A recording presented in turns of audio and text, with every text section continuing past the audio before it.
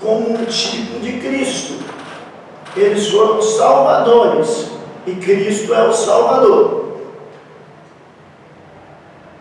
Sempre se pergunta quantos foram os juízes, né? E a resposta ela é complicada, porque depende de onde você começa a contar. Porque na verdade Moisés também foi um juiz, sim ou não? Moisés não tinha todas as qualificações de um juiz. Ele foi um líder, ele era também um líder militar, porque nesse tempo o juiz era um líder militar, ele também saiu para a guerra. Quando ele morre, Josué assume, mas Moisés também liderou também a guerra.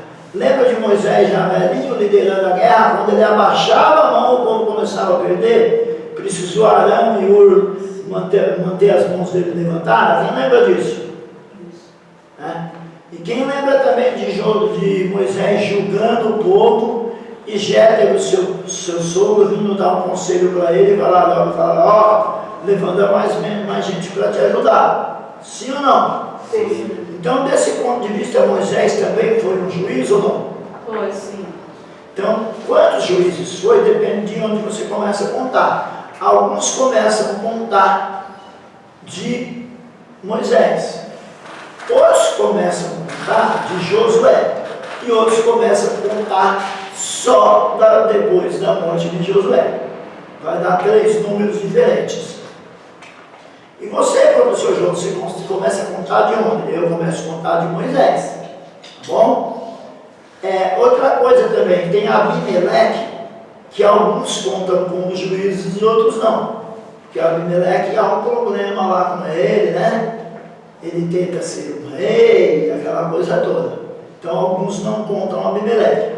Tá bom? Então é sempre complicado a quantidade de juízes. Alguns falam 18, outros falam 17, outros falam 16. E alguns juízes foram juízes ao mesmo tempo. Porque os juízes eram juízes tribais. Não eram reis sobre Israel inteiro. Então, com certeza, em alguns momentos, houveram 2 juízes, uma tribo ou da outra. Tá? É um período bastante complicado de se estudar o período de juízes. A história de Israel ela começa a ficar um pouco mais clara de Saul em diante. No período dos juízes ela é bastante complicada. Tá? Tanto a história quanto a religião de Israel, até o período dos juízes, é bastante complicada. Começa a ficar mais claro de Saul em diante. Aí Saul, Davi, tanto a religião quanto a história começam a ficar mais claras. Pois bem, essas pessoas, além de julgar o povo, executavam o julgamento de Deus sobre os inimigos de Israel. Deus dizia, olha, é para fazer tal coisa com tal povo. Alguns eram para destruir totalmente, outros não. Temos o famoso caso daquele povo, vamos ver quem lembra que povo é esse, que enganou Josué.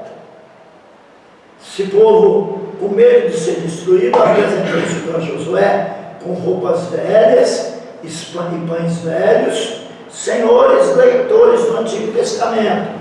Quem não é, precisa ser, porque para entender o Novo Testamento, tem que entender bem o Antigo. Então, quem? Gibeonitas, né? Tem gente falando baixinho lá na frente do Gibeonitas. Ela falava não quis. Mandou ela falar, ela não quis. Fala aqui, ó. Ela é uma menina que ela tem vida própria, tá vendo? Mandou ela falar, ela não quis falar.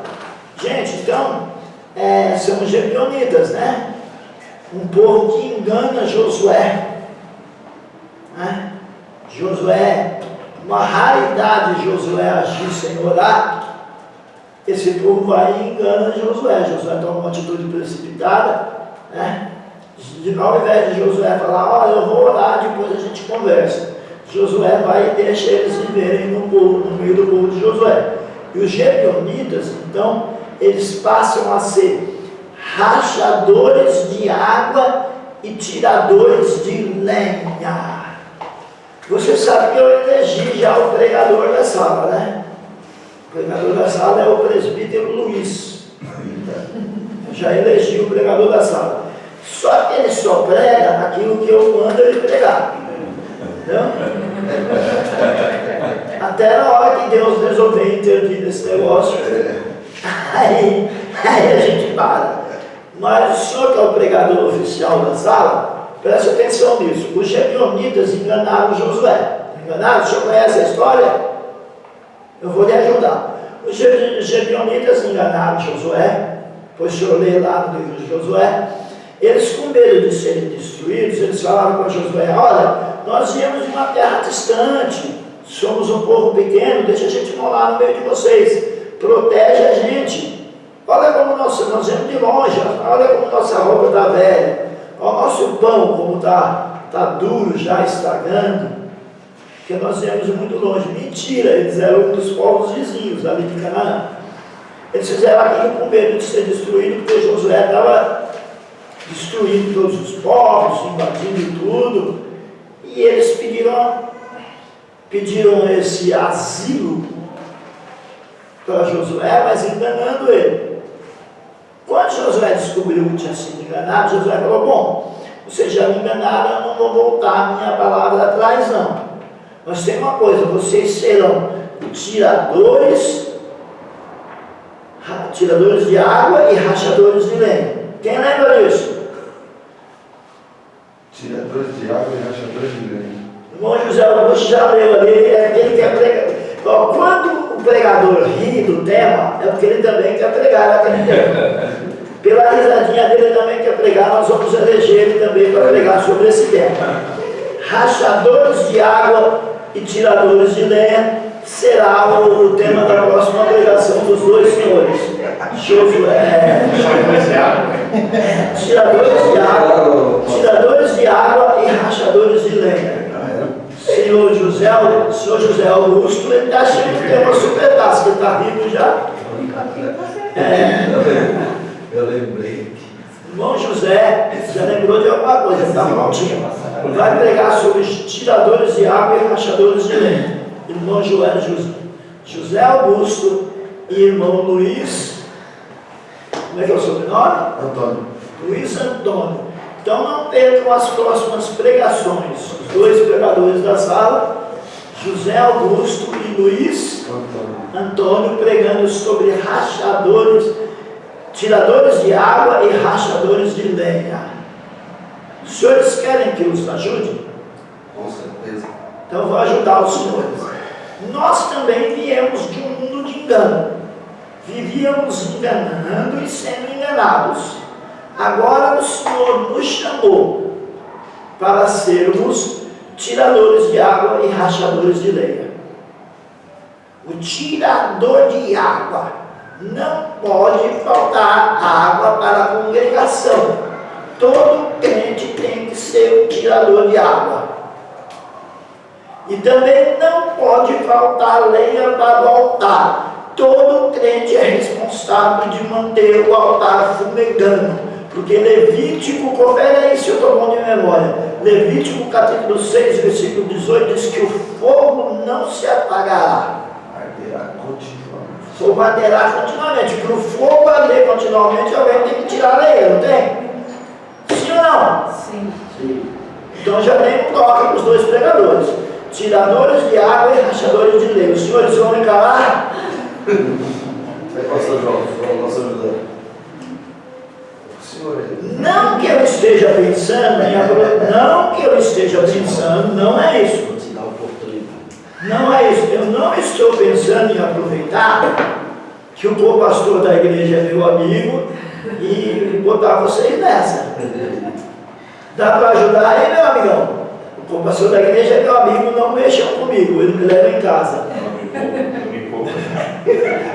Dá para colocar um dos dois para pregar? O Luiz foi eleito, não adianta resistir. Não adianta resistir, porque o pastor da igreja, meu amigo, ele me dá carona, já me deu até relógio de presente. Então, o senhor está escalado. Eu quero saber se eu tirei 10 na prova. O senhor está escalado. Foi bom falar em prova, gente. Eu prometi que eu ia trazer as provas corrigidas eu esqueci de trazer. Então o que eu vou fazer? Eu vou entrar no privado de cada um e passar a nota de cada um e fazer um comentário, tá? Porque como eu me concentrei que eu tinha aula de manhã, tal, tudo, eu falei, eu preciso dar aula de manhã, preciso descansar um pouco e preciso dar aula de tarde. Porque eu não descansei nas férias, né? Teve uma turma que me deu uma semana de férias, eu não sei o que eu faço com uma semana, acabei trabalhando na semana de férias, né? Acho que eu trabalhei mais do que se estivesse dando aula. Mas é assim mesmo. É bom que aí eu não fico com a minha mente desocupada, porque diz a sabedoria popular que a mente desocupada é oficina do capeta. Então ele não vai fazer oficina na minha mente, que eu tenho muito o que fazer, graças a Deus. Eu sou o Joãozinho. Joãozinho foi assim, ó. Eu já volto para o assunto rapidinho. Tá? Joãozinho aconteceu o seguinte. A professora falou para ele, Joãozinho, está aqui uma folha em branco. De um lado eu quero que você escreva tudo que você sabe sobre Deus, e do outro lado eu quero que você escreva tudo que você sabe sobre o diabo. E o Joãozinho tacou o pau. Aí ele começou de um lado da folha e começou, Jesus é bom, Jesus é maravilhoso, Jesus batiza com o Espírito Santo, Jesus salva. E foi Jesus, Jesus, Jesus, Jesus, Jesus. E se empolgou, virou o outro lado da folha que era do diabo, e tacou Jesus no lugar do diabo. Dá-lhe Jesus no lugar do diabo, dá-lhe Jesus no lugar do diabo, dá-lhe Jesus no lugar do diabo. Quando chegou na última linha, Joãozinho lembrou, falou, meu Deus, e agora? Aí ele escreveu na outra linha assim, professora, desculpe, aqui não tem lugar para o diabo. Assim está a minha vida. Eu estou tão ocupado com as coisas de Deus que, graças a Deus, na minha vida não tem lugar para o diabo. Perdeu, playboy. Pois bem, essas pessoas, além de julgar o povo, executavam o julgamento de Deus sobre os inimigos de Israel, eram líderes, libertadores, exerciam funções judiciais e orientavam os exércitos de Israel contra o inimigo. Não percam o próximo culto dos varões, o pregador será o irmão Luiz, e o tema será tiradores de água e rachadores de lenha. Ah, quem é que vai perder uma coisa dessa? E o pregador vai ser o padre? O pregador vai ser ele. Não, o senhor. Eu? Não. Eu estava fora, você tem o tema de um congresso aí, né? O tema do culto de varões, o tema vai ser o irmão Luiz que vai pregar, tiradores de água e rachadores de lenha. Luiz, chama ele. Eu não sou sardinha, mas eu vou ficar no óleo. Portanto, eles ditaram as normas à nação e sustentavam a causa do Senhor. Historicamente, o livro de Juízes relata a história de Israel na terra prometida, sob o governo de 13 juízes. Está vendo? Esse comentarista, ele conta só 13. Provavelmente ele não está incluindo Moisés nem Josué. Porque isso aqui é um comentarista que eu estou interpretando. Estou explicando para vocês alguns do comentário dele.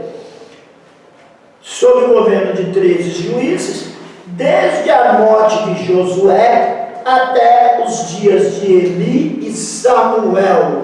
Então está aí uma coisa curiosa para vocês pesquisarem. Pesquisem quantos juízes foram. Se foram 13, se foram 15, se foram 14, que vocês vão ver que tem opiniões diferentes, tá? É só jogar lá no santo Google. Quantos juízes houveram na história de Israel? Pergunta lá no santo Google, só não vai acender vela, tá? Teoricamente, mostra o declínio espiritual e moral,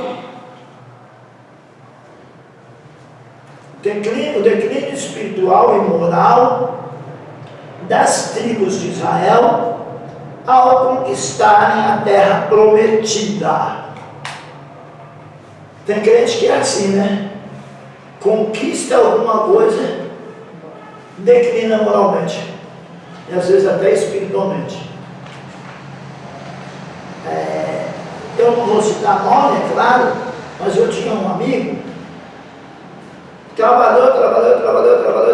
Tinha muita vontade de ter um sítio, o que é realmente bom, né? Para dar uma descansada com a família de vez em quando. Só que quando ele comprou o sítio, ele abandonou a igreja. Abandonou os cultos. Ele não ia lá no sítio dele uma vez por mês, 2 vezes, ele ia todo final de semana, nunca mais foi aos cultos. Igual esses crentes aqui, ó, que conquistaram a terra prometida e chegou lá, relaxado. Tá?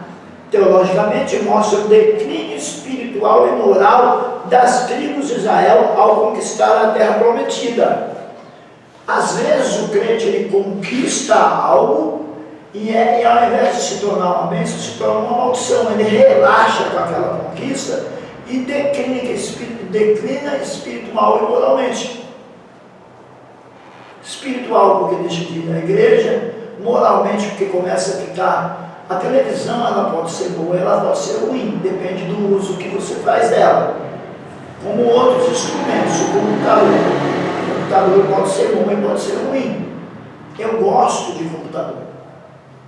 Só que vai haver um problema se eu usar o computador só para me divertir. Eu gosto de ver jogos de futebol antigo. Hoje mesmo eu já vi um pouquinho. Gosto de ver jogo de futebol antigo, porque agora ninguém joga mais nada, só dá para ver os antigos, né? Então eu gosto de ver jogo de futebol antigo. Se eu tiver um computador bem moderno, né, com uma tela enorme, e eu começar só a ver jogo de futebol antigo, e deixar de estudar para dar aula, deixar de vir à igreja, deixar as coisas de Deus do lado, eu vou declinar espiritual e moralmente. Porque quando eu começo a ver jogo de futebol antigo, eu não só vejo o jogo, eu vejo a gozação entre os jogadores. Né? Gosto de ver aquelas discussões antigas entre os jogadores, a mídia, tal, tudo. Daqui a pouco eu estou só contando piada de jogador de futebol. Né? Edmundo e Romário dão umas piadas muito boas. Se eu me envolver, daqui a pouco eu estou fazendo só isso. É o que o povo da época dos juízes fez. Eles entraram dentro da terra, e quem entra só pode ser dentro, eu nunca vi ninguém entrar fora de nada, né? Eles entraram na terra prometida e chegaram lá, ao invés de eles continuarem se dedicando a Deus, eles fizeram amizade principalmente com as mulheres da terra que eles entraram, né? Porque a mulher é especial, a mulher é tão especial que ela pode ajudar muito e pode também acabar com a vida do camarada, tem isso também, né? Eles entraram na terra prometida, tinha umas cananeias bonitonas por lá, e o negócio começou a ficar meio atrapalhado. Tá?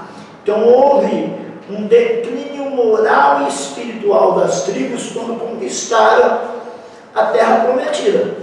Mas Moisés, no livro de Deuteronômio, havia sido usado por Deus para dizer: olha, se vocês se misturarem com eles, se vocês não jogarem eles para fora da terra prometida, eles vão ser como espinho nas vossas ilhadas. Vocês vão se dar mal. Assim é o crente que não procura se livrar de tudo aquilo que desagrada a Deus. Aquelas coisinhas que ele vai deixando, isso aqui não tem problema, isso aqui não tem problema. Tinha um amigo meu que cantava um boninho, isso não tem problema. E peca contra Deus. Cuidado, cuidado com o que você está fazendo. Cuidado, cuidado, Deus do céu está te vendo. Então o livro de Juízes ele tem toda essa aplicação.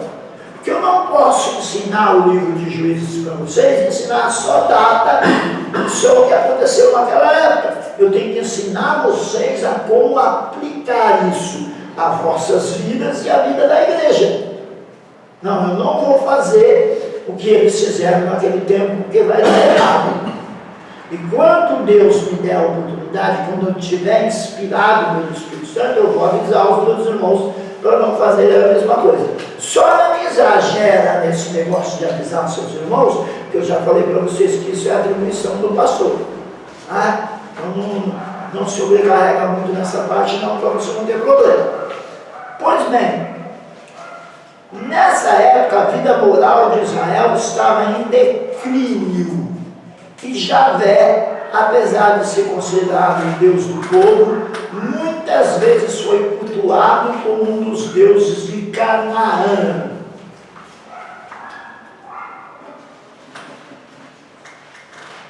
Quando eles entraram lá na Terra Prometida, que tudo ficou bem, o nosso Deus, o Deus deles também, o Deus daquele povo, apesar de ser um Deus diferenciado, muitas vezes foi cultuado como se fosse um Deus de Canaã. E agora eu vou ser bastante chato, porque eu sei que tem gente que gosta. Mas eu vou ser chato, porque eu preciso falar sobre isso. Será que quando a igreja cultua a Deus no programa do seu Raul Gil, ela não está rebaixando Deus, não está deixando Deus igual aos deuses do mundão? Sim ou não? O programa dele é um programa exclusivamente de crentes? Não. Ele é crente, mas os crentes vão lá receber troféu e vão lá cantar no programa dele. Na minha opinião, com base no livro de Juízes, aquilo era nivelar o nosso Deus no mesmo nível dos outros deuses. Porque nós vamos lá, vou dizer nós, né, a igreja, os nossos irmãos, vão lá e cantam hinos ao nosso Deus lá, não é? Pois é, pois Diogo Nogueira, que é espírita, vai lá e canta hino ao Deus dele lá também. O Deus de Diogo Nogueira é o nosso Deus? Não. Se a Ivete Sangalo for lá e cantar lá, o Deus dela é o nosso Deus? A Ivete é uma simpatia, não é? Sabe o que eu acho Ivete uma simpatia? Porque eu acho o povo baiano muito simpático. Aliás, o povo brasileiro é muito simpático. O baiano, o pernambucano, o que eu gosto de pernambucano é brincadeira. Eu sou paulista, nunca fui em nenhum desses estados, nunca fui no Pernambuco, nunca fui na Bahia. Mas o que eu acho esse povo carismático, legal, eu acho brincadeira.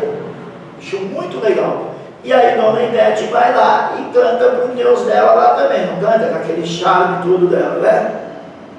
Só que Dona Ivete, no show dela, o povo começou a gritar: Ivete, Ivete, Ivete.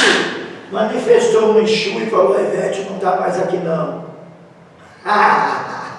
Pastor João, no show. você falou que eu podia interromper, né?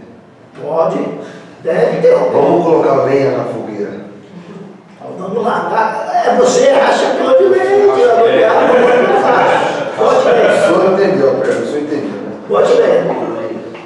Do ponto de vista que você está falando aí, eu concordo plenamente que é nivelar Deus para baixo, né? Mas não seria uma oportunidade, ou a pessoa que está indo lá não vê como uma oportunidade de mostrar Deus ou não? Eu vou aproveitar o que você está me perguntando, tá? Vou fazer um comentário sobre isso e voltar para a lição. Certo. Ó, o que acontece? Algumas pessoas dizem assim: mas está se fazendo de tolo para ganhar os tolos. Só que está continuando tolo. Se fazer para ganhar uma coisa e continuar tolo é outra. Porque aí continua indo lá, está gostando do cachê, que é muito bom, e já fazem anos, e o senhor Raul Gil continua católico ou espírita. Então, o que adiantou se fazer de tolo para ganhar os tolos? Muitos ficaram, foi tolos para sempre. Lembra do menino que começou a louvar a Deus lá e aonde ele está agora? Não é verdade? Então, essas coisas que eu acho perigosas. Eu concordo também com o senhor. Me fiz de tolo para ganhar os tolos, só que eu fiquei tolo para sempre. É diferente da pessoa ir num programa de entrevista, falar de Jesus no programa de entrevista e não ir mais. Ele deixa aquele clima no ar. Nossa, o cara teve aqui e a passagem dele colocou uma posição dele. Marcou e é o seguinte, ele não quer vir mais, não fala mais nada, porque, gente, é perigoso isso aí. Eu vi um bispo, eu não vou citar o nome dele, porque eu não lembro, e também porque não é edificante. Ele foi num programa secular conversar, discutir com pessoas não crentes. Sabe o que uma moça fez? Ele não podia fazer nada, ele não ia bater na moça, ele sentado lá, querendo falar de Jesus, a devassa veio com um decote muito grande e encostou os seios perto do rosto dele. Ele precisava passar por aquilo. Ele não sabia se ele xingava ela, ele não sabia se dizia que Jesus amava ela, ele não sabia se levantava e ia embora, ele ficou amarelo, ficou verde, ficou azul. Né? E desculpa, tá? Desculpa. Com certeza com o cheiro do seio da bonitona nos narizes. Porque vai me dizer que ela não estava perfumada até o último. E agora eu vou ser bem exagerado, me desculpa. Quando a Pomba Gira teve essa ideia, colocou essa ideia na cabeça dela, será que essa mesma Pomba Gira, esse mesmo espírito maligno, eu estou falando Pomba Gira, o que eles falam, tá? Mas demônio não tem nome, o nome de demônio é demônio e acabou. Mas quando essa Pomba Gira, essa entidade, planejou fazer isso com o bispo, será que a mesma entidade não inspirou ela a colocar um perfume bem gostoso? É por causa dessas coisas que eu acho improdutivo. Tá bom? Pode ser exagerado, mas é a minha opinião. Eu acho improdutivo. Eu acho muito mais produtivo. Você quer se fazer de tolo? Você vai para a rua de noite e fica no meio dos moradores de rua e conversa com eles de igual para igual. Tá? Conversa com eles sobre droga, sobre vários assuntos de igual para igual. Sem estar também se expondo à luxúria e ao desejo de dinheiro, porque o cachê lá é bom. Como é que os nossos irmãos que vão lá cantar lá, não vão cantar para os moradores de rua na Praça da Sé, na Praça da República, na Cracolândia? Não vão lá para acontecer igual aconteceu com um amigo meu, que eu vou dizer logo quem é, porque vocês não conhecem, Pastor Reinaldo Costa. Pastor Reinaldo Costa na Cracolândia de São Miguel, porque de São Miguel também tem Cracolândia, vou usar a palavra certa, uma meretriz, falou para ele: o senhor não vai entrar aqui na Cracolândia. Ele falou: por que você não quer que eu entre? Ela falou: porque o senhor é santo e aqui é o inferno. Me lembro como se fosse hoje, sexta-feira à noite, Cracolândia de São Miguel. Eu, o pastor Reinaldo e a equipe Resgate. É amigo de vocês, pergunta a ele se ele se lembra. A meretriz, uma mulher enorme, depois nós até rimos dele, porque ele era baixinho e ela era grandona. Uma mulher enorme parou na frente dele e falou: que o senhor não vai entrar. Ele falou: mas eu preciso entrar para pregar. Ela falou: o senhor não vai entrar aqui porque o senhor é santo e aqui é o inferno. Ele falou: mas é por isso que eu vou entrar, porque a gente tem que entrar no inferno para tentar arrancar as pessoas do inferno. E entramos na Cracolândia. Quer se fazer de tolo para ganhar os tolos? Vai na Cracolândia. Percebeu a minha posição acerca desse assunto? Posso voltar aqui para o livro de Juízes? Sim. Foi muito pesado o que eu falei. Em algum momento eu usei alguma palavra chula, ofendi as irmãs em alguma coisa. Se eu fiz isso, me perdoe, tá bom? Eu só quis expor a minha opinião, assim, de forma bem enfática, bem clara. Se alguma coisa nós ofendi, as irmãs me perdoem, por favor. E os irmãos também. Pois bem, teologicamente mostra o declínio espiritual e moral das tribos de Israel ao conquistarem a terra prometida. Nessa época, a vida moral de Israel estava em declínio, e Javé, apesar de ser considerado o Deus do povo, muitas vezes foi cultuado como um dos deuses de Canaã.